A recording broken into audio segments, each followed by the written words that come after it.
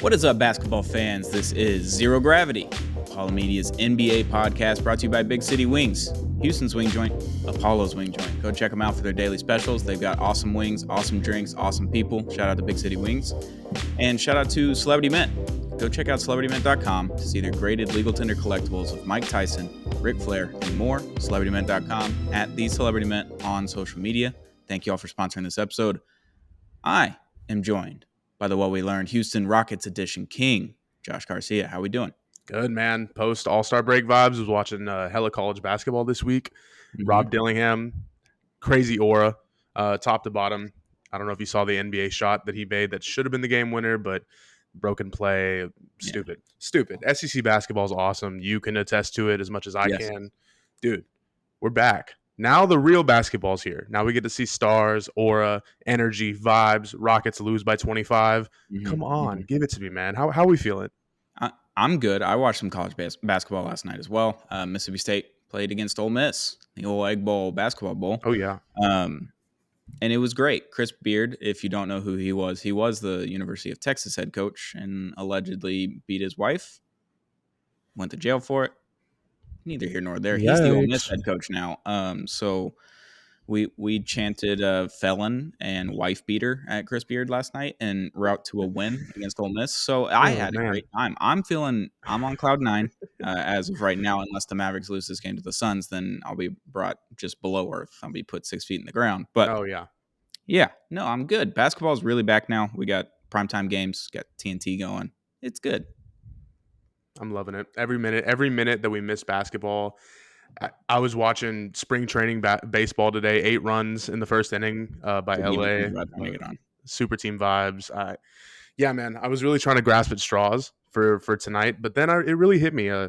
We got some golden content by Kevin Durant of all people, which he's no stranger to any of that. What I noticed in that video, of course, we're recording this pretty much right after it happened.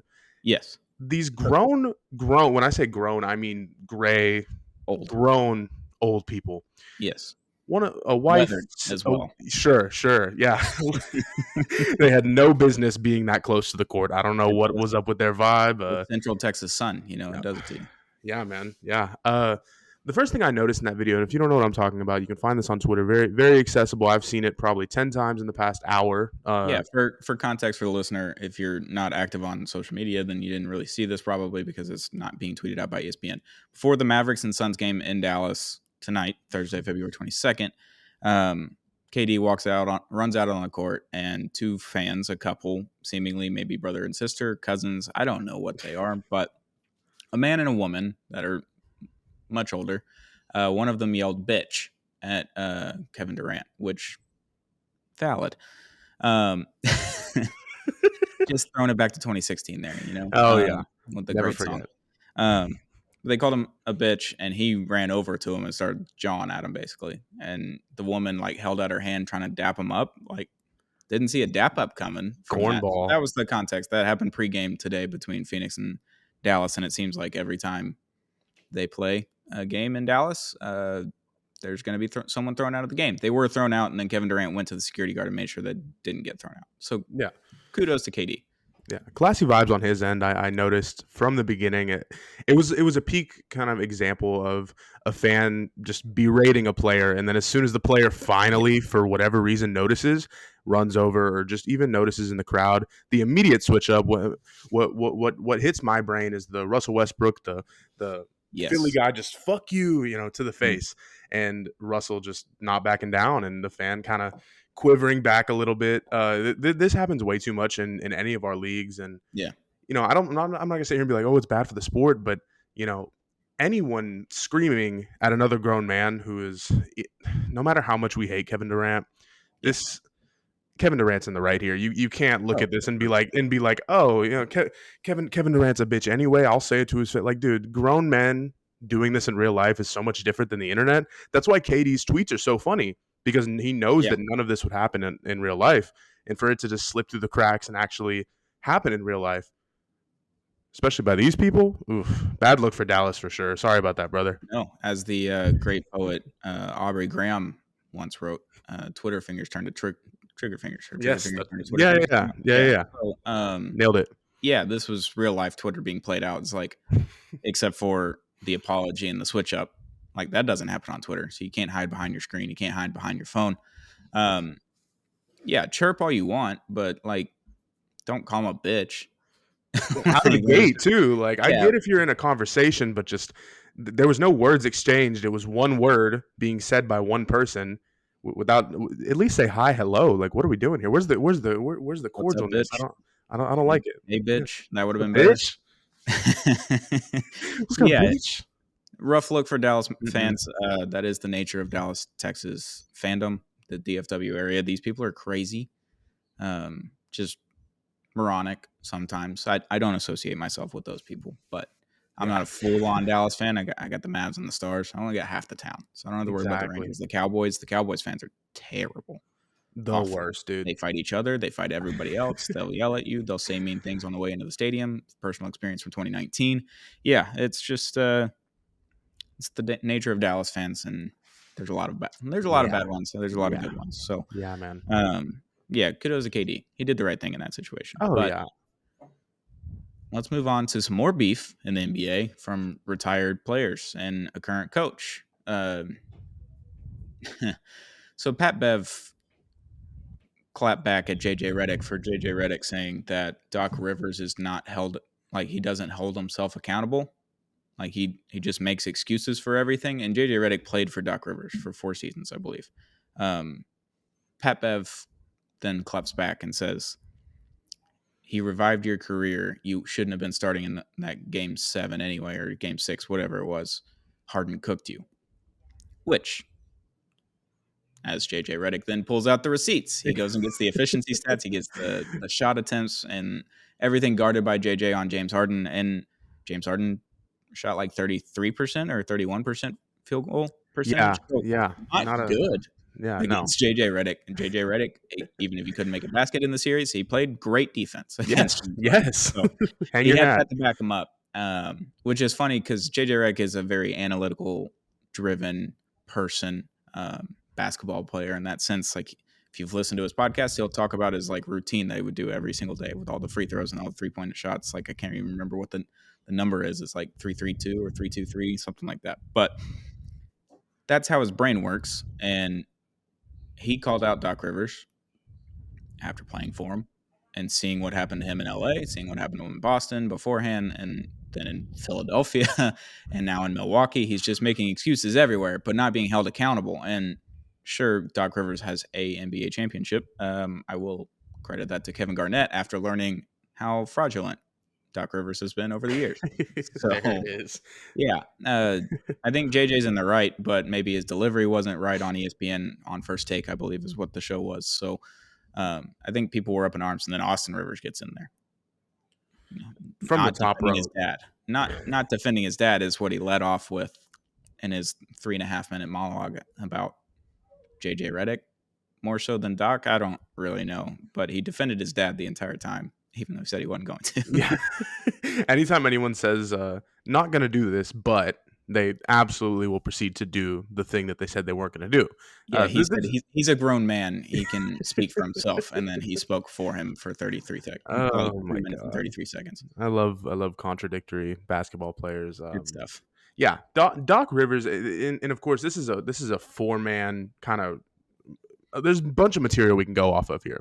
Yeah. Immediately off the rip, Patrick Beverley, you just know that now that he's in the media game as a Oh current yeah. player, it's immediately driven for clicks. And JJ Redick actually posed a great point. He was like, I was breaking down film for X amount of minutes. I think he said like 30 minutes or so.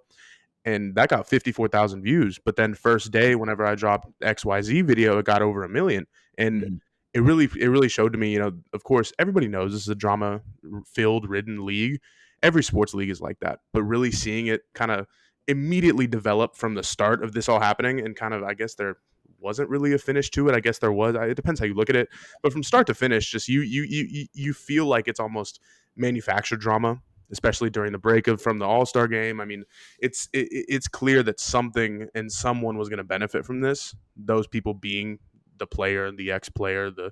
the coach, and the ex-player. I mean, Doc Rivers. You can look, like I said, you can look at this from so many different ways, but my immediate takeaway from this is Doc Rivers is a fucking fraud. You can Yeah. you can look at how great JJ was. Not of course he wasn't the greatest player in the world, but when you look at the roles that he filled, when you look at the money he made, when you look at how efficient he was, and like you said, how analytically driven he was, dude, the results speak for themselves. Pat Bev just is a fucking dog and will clap the court or slap the wood on the court in sixth grade basketball. It doesn't matter who he plays. I mean, I don't know, man.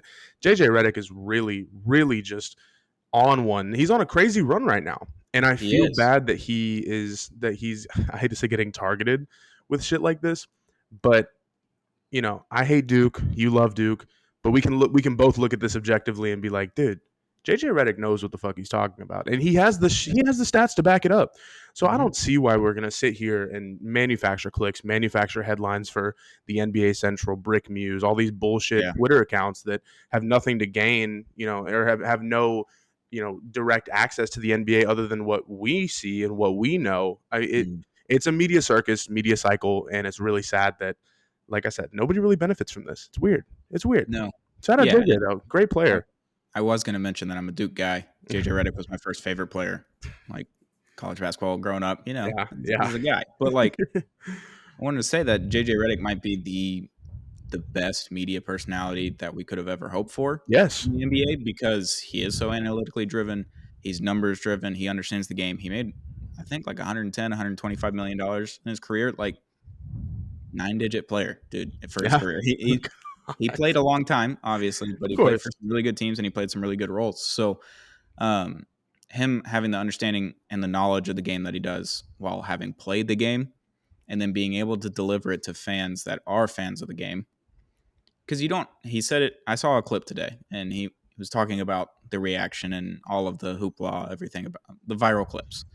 And he was saying that he understands that it's done for clicks. But when he reacts like that, when he raises his voice, when he gets into it with people, it's because he's passionate about it. It's because he's lived it. It's because he wants the viewer and the listener and the consumer of NBA basketball to know more about the game in a deeper level, from understanding fundamentals to like all the terms he uses with players. I'm just like, this is crazy. I had no idea like what Yeah, anyone called he- these things. Like he's Luca had great. 17 different terms and JJ knew all of them. And God. they're all not they're all team centric. So it's like obviously JJ played in Dallas, but different coach and different time. But yeah, I think JJ is the best media personality to have because of the Yeah, knowledge he has and the delivery. He's entertaining. He can be funny sometimes. I know he's nerdy and corny sometimes as well, yeah, but he has the ability to connect to an average NBA viewer or a diehard like us, where we're having league pass on every night. So yeah, yeah. I love JJ. He's a five tool media guy. He's really got it all. Like you said, he can be corny, nerdy, funny. He knows his shit, Mm-hmm. and this is all we want out of sports. And not analytics per se, but sports. Analysis. We don't want as much as people love Stephen A. As much as people love I would say love. I wouldn't say love Kendrick Perkins. They get clicks. You know what I Yeah. mean? It's more so reaction driven. It's more, and he even said it on First Take. He's like, "Why are we arguing? Why are we screaming at each other? Like, what are we doing?" So it always will be a breath of fresh air, and seeing the young, I hate to say younger generation of retired players, like because you have two sides of the same coin where Chandler Parsons doesn't even know that the Nets don't have their own draft pick this year, and you have JJ Redick who can talk your ear off and be incredibly smart about basketball for an hour, 2 hours, have incredible guests, have incredible pull, leeway within the game, post playing career. But it just makes me wonder, what's going to be this next generation of retired guys. You see Jamal Crawford getting some sideline action at the All-Star game. You're seeing him get I think inside the NBA post game whenever, Shaq, Chuck, Ernie, all that aren't on. So it is good to see people kind of make that transition, but I feel like it's just as cutthroat as the actual league itself is because words are one thing, playing a game is another, but they can kind of be, put together every once in a while. When you see the, millions of people watching your whatever you have to say, you're going to get judged just like how you are in a game. But like I said, it makes me happy. It makes me, hopeful for the future generation of retired guys. And I just, fuck Pat Bev is a current guy and I love him. He Rocket legend, but it's very clear, especially since he's with Barstool now and he's been with them for a while. He's falling into that kind of trap of, okay, we're gonna do some caption videos, we're gonna do clicks, we're gonna be on the TikTok. It's all just money grab, money grab, money grab. And I'm not saying JJ Reddick isn't, but at least the way he goes about it is much smarter, much more concise, much more clear. You know what I mean? Yeah, and I do think the way Pat Bev is on the podcast, the way he is when he's grabbing the mic after a game and says subscribe to the pod, I just think that's who Pat Bev is. So it's not True. necessarily disingenuous. It's just kind of how he works and how his brain works and how he acts and whatever. Right. JJ Reddick does the exact same thing. They just have different brains. They have different ways of going about it. I don't know. I think Pat Bev's the class clown, if you will. Sure. Like I like high that. school or whatever, he's the funniest kid in the room. Like he's always going to be talking, like all that kind of stuff. And JJ's the nerd studying all this stuff. That's just who they are, and I think that's fine. Yeah, the funniest kids are usually the loudest. You know what I mean? So when I think of Pat Bev, I think of the Belt to Ass tour. Of course, that's incredible tagline. But really got to find out who created that. If it was Pat Bev or somebody else at Barstool or whoever was in his ear, that was great. I love that. But you have these loud guys and these funny guys who will always be there in that moment where you need them. But it's nice to kind of chill out a little bit, kind of understand what you're consuming, especially on a basketball level. I really love seeing, and I'm not going to sit here and be like, oh, I watch every or listen to every JJ podcast, but when I do see him on socials or sometimes on TV, whatever the case may be, I do kind of have more of a perked up ear because I feel like I'll learn something that day. And everybody loves a funny, silly guy, but dude, I want to learn some shit sometimes, And JJ's great for that, Yeah, and he's good for the ones that don't care to learn as well. They can just skip over that part and go to the next part. So, exactly. Efficient on the court and off the court. Yeah, the All-Star break post All-Star. There had to be something. Yeah. There had to be something to talk about in the NBA. And of course, just so happened to be on ESPN. It wasn't just like a rumor that leaked out or anything. JJ Reddick just said, here's what happened. Yeah. All right. So now we're post All-Star break. Games are happening right now, Thursday, February 22nd. When we're recording this, let's do our top 5 teams that we believe in, contenders, the ones that we think have the chance to be in the conference finals or in the finals, in whatever order you want to do it. I have it in my order. I'll start from 5 to 1. I don't know if you did an order, but yeah, I'm kind of just going off vibes here.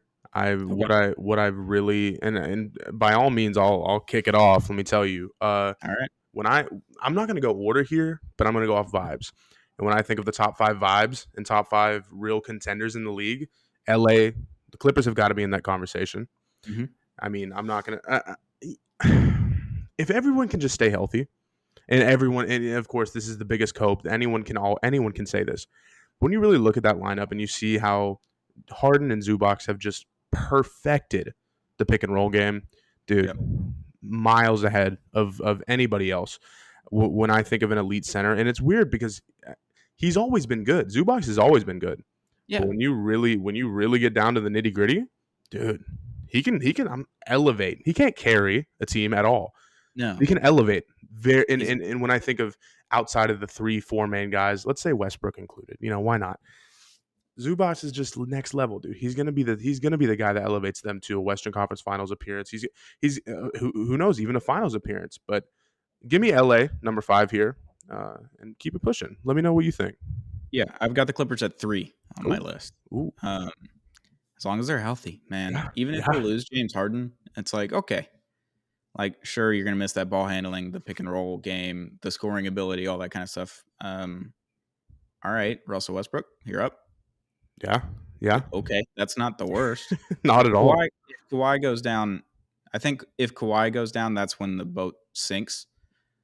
I think you can lose either or of PG and Harden and still probably make it to the Western Conference Finals. Trouble in paradise. Yeah, but definitely. Trouble in paradise if one of those guys goes down for sure. Yep. So yeah, I had him at 3. I'll give you my 5. Homer pick, obviously, with the Dallas Mavericks. Love it. Tim Legler had him at number 4 on his today on ESPN. So he's very high on post trade deadline. Love it. Dallas Mavericks. So. Love it. As much as I want to sit here and I want to go Cleveland here as much as I want to sit here and just, Okay. imagine fake fantasies where Cleveland and Milwaukee get into the most grimy, gritty 7-game Eastern Conference final. I can't help but not put Cleveland at 4 here. I mean, of course, like I said, there is no real order here. If you put the Clippers and the Cavs in a 7-game series, the Clippers win in 6, maybe Mhm. 7. Give me Cleveland here. I just the size, the vibes. I'd say almost it's an aura-less team, but because you have no aura, you know what I mean? Yeah. Everybody clicks, everybody works together. And I did see a great tweet, which kind of reminded me of the James Harden trade. Jared Allen went to Cleveland for next to nothing, a first round pick, a singular Yeah. first round pick, and he's ended up being a top 7, top 8 center in the league. You need exactly that if you want to make it to the next level. And Cleveland's got it. And had he signed his contract in Brooklyn yet, I or don't was know. he about to? I think as soon as he got to Cleveland, he signed it. He got the extension. Yeah, he Okay. got that extension. Yeah. No, I like Cleveland. I just watched them in the playoffs last year, though, get just murdered by Jalen Brunson Yeah, on yeah, a Knicks team that's not nearly as good as this year's Knicks team when healthy. exactly. Yeah, no, Obviously, they're missing Randall and OG, but um, I don't have a lot of faith in Cleveland when it comes to the playoffs. I've watched Donovan Mitchell for 3 years now just yeah. get torched by Jalen it's Brunson. it's like that, man. You're gonna have teams, and especially this is more of a Minnesota OKC kind of vibe. I want to say that Cleveland was the Okay. Minnesota OKC vibe for last year. Give them the experience. Give Mobley more experience, dude. Like the size on that squad, the vibes on that squad. Great starting 5, just sick all around. Gorgas Yep. Niang is giving you 10 points a game. Remember that? Mhm. Great I guys off the remember his bench. name. Yep. Yeah, I'm just thinking Cleveland. In a weaker East, I'll give you my number 3, Boston here. Okay. Yeah. There. What else needs to be said about Boston? It makes me wonder. How the fuck did the Warriors go 73-9? You know what I mean? When you see how Yeah. good this Boston team is, you're just like, oh, this is the best team in the league, and it's not even close. Holy Yeah. shit, man! Holy The shit! the 73-9 team is just God, crack cocaine. God, You man. just watching it, like, you knew they were gonna win almost every night but Yeah, 9. yeah. Every single night but 9 games, 9 nights. Jesus. They were Yeah. just like, we had an off game." We're never gonna see that again, dude. It's like an MLB team winning 135. Like, what are we talking about? No, yeah, I mean, anything over 110 is still fucking stupid. When the Oh yeah. Astros did it, when they had 110, it's just like, we couldn't lose, and they lost 52 times. Oh my god, what Um, a squad. so I have Boston at 2. Yeah. Best team in the league, technically. I they're not my number 1. They're my number 2, but, Sure. yeah, they're incredible. They're deep. Uh, I think the coaching has been still kind of a problem in the fourth quarter. Bill Simmons talks about it all the time. He's not a homer, but a homer, and will somehow interweave Boston Celtics talk into every single podcast. Of If he course. doesn't Got have a to. podcast tomorrow, I might ship myself to LA and knock on his door and be like, "Hey, like you had a whole week and a half off. What are we doing?" Come on. But he says in the first through 3 quarters, they're driving to the hoop, they're dishing out, they put tough layups up, they'll get dunks, they'll do all that, and in the fourth quarter, they only settle for threes. Yeah. Like Okay. something happens in their brains, and they're just like, "Oh, got to put it up." Yeah. I So love that's it. a coaching problem. That's a team problem. So a little bit of an issue there, but yeah, they're stacked. They've got all stars. They've got people that should be all stars or could be all stars. Like just all over the team. They're Yeah. incredible. And Derek White, the all star agenda. Yeah. JJ, you'll never be forgiven for that. Um, Oh Jesus. my number 4, I have Milwaukee. Yeah. Yeah. I'm with it. I can't count Giannis and Dame out. Like I understand it hasn't worked yet, and I understand that Doc Rivers hasn't been good yet. But Giannis and Dame, 2 incredible players. Giannis can carry you through playoff series. Dame could carry you through a couple of playoff series, depending on the matchups and everything. So when you have 2 of those guys on the court, when you can have 2 of the top 3, maybe top 4 in Dame's case, like on the court at all times, pretty good. Yeah, pretty hard to lose, but we've seen it happen plenty this year. It's going to be For a sure. kind of a playoff heat vibe where they don't play great during the regular season. That this is all that the team is kind of wearing up to be is just a 50-win team, maybe 48, and just Yeah. absolutely runs through the East. So I was going to go Milwaukee here as well. So I'll just kind of piggyback off you, man. Like if Dame can just shoot 43, 44%. Yeah. If Giannis, I mean, Giannis is never going to get a bag per se. If he can make his free throws, make 2 threes a game, 2 or 3, that's it. That's it. I know whenever I see, oh my God, whenever I see him and he's trying to heat check himself, even though he's only made like 1 3 again, it's bad. It's real bad.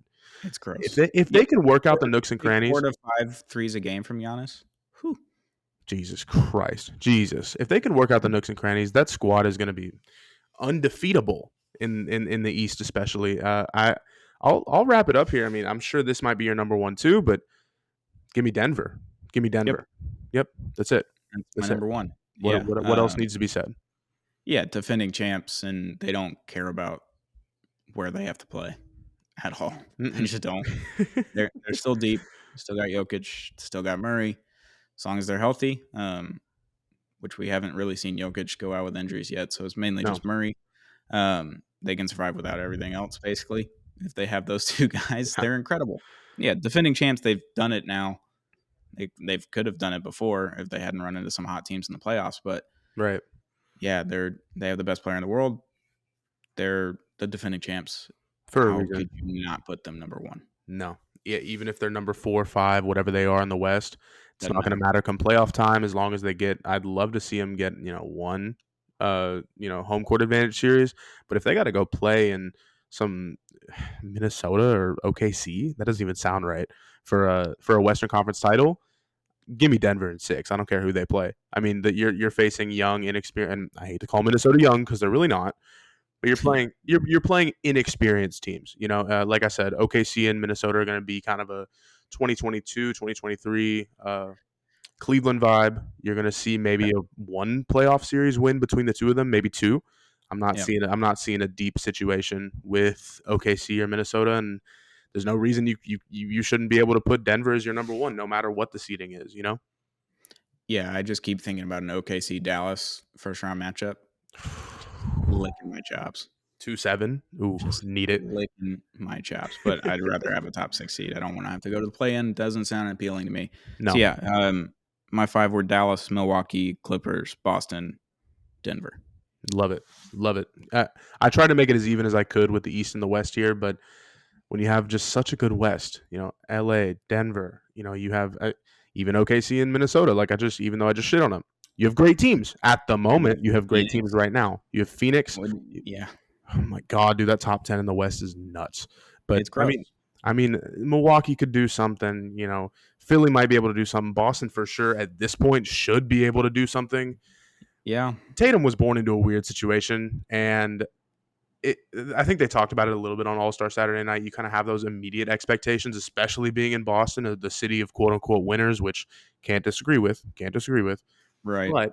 But when you're in that kind of, I'd almost say unfair scenario, being drafted so high, being blessed with so much talent and coaching, so much team talent around you, and only making the finals, I mean, dude, it's not good. It's not good, man. Yeah. A couple of Eastern Conference Finals. Right. Finals appearance. Yeah, it's just, and they could have won that Golden State series. They just didn't win enough games in the beginning, and it was over because Steph turns it on, and Andrew Wiggins was a top 15 player in the world for a series. Like, I mean, what can you do? What can you do? It's unfortunate. People forget, dude. Andrew Wiggins, that series went the fuck off. Got 125, 130 million because of it. Incredible. Bag stealer, finesser. Good for him. Yeah. Good for him. Love it. But yeah, that's the top 5. What we think contenders are going to be heading into the last part of the season. I mean, we're down to 25, 30 games. 20, almost 30 games. Yeah. 27, 28. Nitty gritty, baby. Dallas is going to win 50 games. I just know it. Sure. Love it. Manifest it. Feel it. They have to go like 18-9. That's doable. It's doable. Yeah. But 2 wins for every loss, Yeah. If your Rockets weren't like useless tonight, I know. help out, but whatever. I know. Yeah. NBA's back. We're excited. We'll have some more stuff to talk about over the weekend. Sure. Something will happen. Maybe KD will yell at another fan. It'll be great. Yes. Love it. This has been Zero Gravity, Apollo Media's NBA podcast, brought to you by Big City Wings. Shout out to Big City Wings and shout out to Celebrity Met. Go see their stuff at celebritymet.com for more. It's been Zero Gravity, Apollo Media's NBA podcast.